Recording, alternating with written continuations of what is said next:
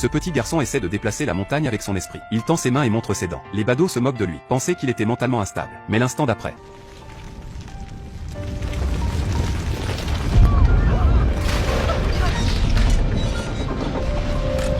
Mais le garçon n'avait pas de super pouvoir. Même avant cela, il avait été malmené par ses pairs. En raison de sa petite taille, les habitants de la ville avaient donné à Pépé un surnom.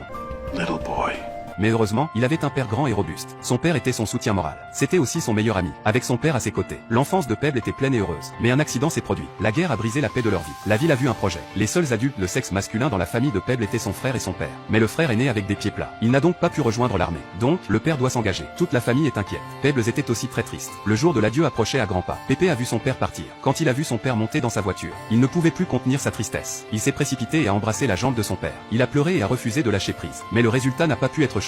Il ne pouvait que regarder son père partir. La guerre lui a fait ressentir la douleur d'une séparation trop précoce. Après le départ de son père, un médecin voisin a utilisé l'excuse de traiter Pépère. Il a essayé de faire des avances à sa mère. D'autre part, le frère se reproche d'avoir fait en sorte que son père s'engage dans l'armée pour lui. Il s'en voulait pour l'engagement de son père. Il est devenu de plus en plus violent. Et il était souvent difficile avec un oncle japonais en ville. Parce que le pays avec lequel ils étaient en guerre était le Japon. Donc tout le monde en ville détestait les Japonais. Mais la bonne nouvelle, c'est qu'une fois l'été terminé, Père serait de retour. Pépé a attendu et attendu. Le jour approchait enfin où son père allait rentrer à la maison. Ce jour-là, Peppo a pris tout son argent de poche. Et il est allé au magasin pour acheter une paire de bottes. Comme cadeau pour son père. Pebble savait que son père avait toujours aimé ses chaussures. Il ne pouvait pas se résoudre à les acheter. Il voulait surprendre son père. Mais ils n'ont pas attendu son retour. Ils ont seulement reçu la nouvelle qu'il avait été capturé par l'ennemi. La nouvelle de sa mort était incertaine. Les bottes de Pebble n'ont pas été livrées. La nouvelle était trop dure à supporter pour sa mère. Elle serre Peppo dans ses bras et pleure en silence. Mon frère buvait seul devant la vieille photo de son père. Mais cette fois, Pépé n'a pas pleuré. Il a regardé la photo de lui et de son père sur la table. Dans son cœur, il était déterminé à ce que son père ne lui ait jamais menti. Il avait promis d'être avec lui quand il serait grand. Pépé était donc sûr que son père reviendrait sain et sauf. Mais ce serait mentir que de ne pas s'inquiéter. Pendant une semaine après ça, Pépé n'a même pas pu manger. C'était un autre soir, sur la balançoire sous l'arbre. Il était le seul à se balancer tout seul.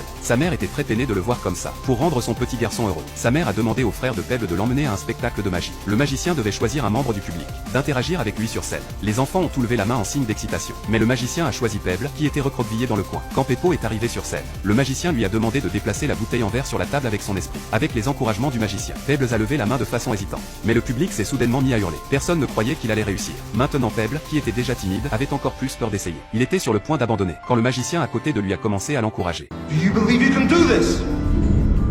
Pebble a pensé à son père. C'est ce qu'il avait appris lui-même dans le passé, et avec cela en tête. Le garçon a levé ses mains vers la bouteille. Le garçon essayait d'utiliser son esprit pour déplacer la bouteille en bout de table. Il tend les mains et montre ses dents à la bouteille. Yes! I can move the bottle!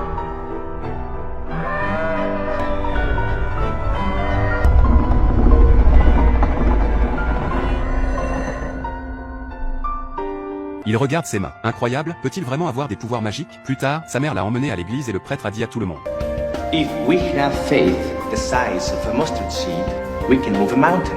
If we can move a mountain, then nothing will be impossible for us. Piper était ravi. S'il pouvait déplacer une bouteille de vin, il doit aussi être capable de déplacer une montagne. S'il avait la vie pour déplacer une montagne, son père pourra-t-il revenir sain et sauf de la guerre? Quand ce fut terminé, le garçon s'est approché du prêtre. Il voulait savoir comment il pouvait avoir une foi plus forte. Le prêtre lui a donné une liste et il a dit à Peppo. Le moyen d'y parvenir était de faire toutes les choses qui s'y trouvent. Mais le premier élément de la liste était trop difficile à accepter pour Pebble. Pour être ami avec Monsieur Hashimoto en ville, c'était un fantasme. Parce que le père de Pépé avait été capturé par les Japonais. Toute la famille détestait les Japonais. Il y a 2 jours, lui et son frère avaient même brisé les fenêtres de la maison d'Hashimoto. Son frère a été envoyé en prison pour ça. Bien qu'il n'ait pas aimé ça, mais afin de ramener son père à la maison rapidement, Pépé a frappé à la porte d'Hashimoto.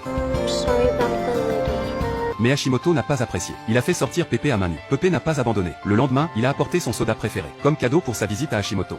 Hey, Jack. Want a soda?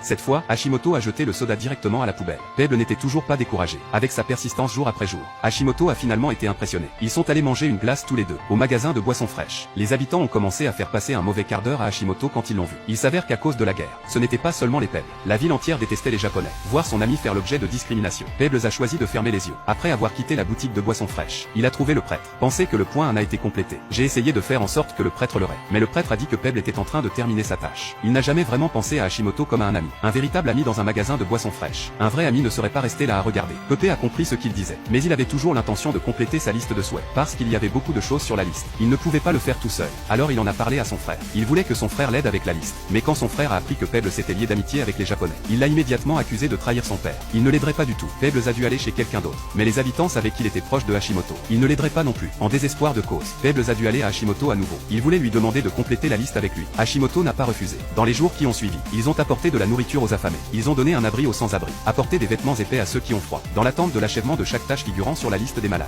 Il ne reste que le dernier pour enterrer les morts. Tout au long de ce processus, Pebbles en est venu à considérer véritablement Hashimoto comme son ami, mais son frère n'a jamais compris. Il a insisté sur le fait qu'il n'y avait rien de bon chez les Japonais. Il s'est disputé avec Peppo dans la rue à ce sujet. Peppo a essayé d'expliquer à son frère, si Hashimoto l'avait aidé à compléter la liste, il aurait une foi assez forte. Non seulement il pouvait déplacer la grande montagne, il pourrait aussi faire revenir son père. Mais son frère a seulement pensé que c'était ridicule. How are you gonna bring Dad back, you idiot?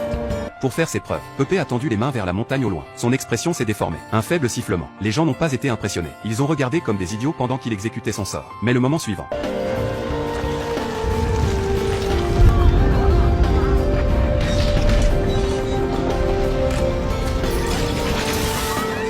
certains ont dit après coup qu'il s'était trouvé au milieu d'un tremblement de terre. Mais d'autres ont cru que c'était le pouvoir de la foi de Pebble. Worked for 35 years and I'm telling you that mountain was definitely more to the right. Depuis lors, personne ne s'est plus jamais moqué de Pebble comme d'un petit garçon. Et Pebble pensait, il avait acquis assez de foi pour déplacer des montagnes. Alors il est allé à la plage tous les jours, les mains tendues en direction du Japon. Jour après jour, il a sifflé. Il essaie de mettre fin à la guerre par la force de son esprit. Le garçon a tendu les mains en direction du Japon, avec ses dents pointues et son visage renfrogné. Pendant des mois et des mois et des mois, il essayait de mettre fin à la guerre avec son esprit, pour que son père puisse rentrer chez lui. Chaque jour, il attire une foule de curieux. Certains pensent qu'il a perdu la tête. D'autres ont été impressionnés par sa persévérance. Au fil des jours, Pebble perdait la foi. En ce jour, il a pris son vélo pour aller à la plage comme il le faisait toujours, seulement pour trouver tout le monde dans la ville qui l'attend. There he is! Listen to this little boy. The greatest power known to man has been unleashed. Hiroshima was destroyed by the force of the atomic bomb. Codename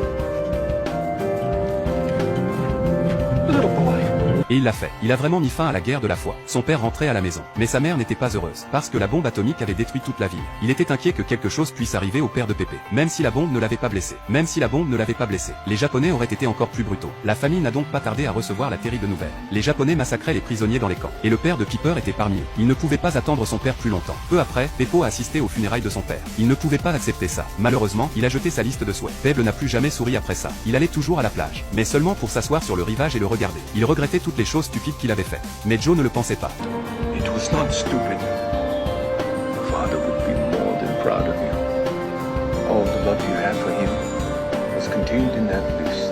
Soudain, un jour, son frère lui dit avec enthousiasme que le père de Pepe n'avait pas été tué par les Japonais. C'était juste ça, quand le conte a été fait. Il avait été confondu avec les morts. Maintenant, son père avait été renvoyé à la maison. Il était soigné à l'hôpital. Quand Pepe a reçu la nouvelle, il s'est précipité à l'hôpital. Il avait enfin vu le père qui lui manquait. Pepe n'a pas pu contenir ses émotions. Il a pleuré et s'est jeté dans les bras de son père. La puissance de la foi est vraiment sans limite. Comme l'a dit le prêtre, il pouvait déplacer des montagnes. Il peut faire tout ce que vous voulez. Et le garçon a finalement obtenu son souhait. Il a donné à son père les bottes qu'il avait préparées depuis si longtemps. Il les donne à son père de ses propres mains. Le film n'entre pas dans les détails des grands événements historiques. Mais à la place, il s'agit des petites gens. L'histoire du voyage d'un enfant qui grandit. Mais c'est l'histoire du désir de paix des gens. C'est la meilleure représentation du désir de paix.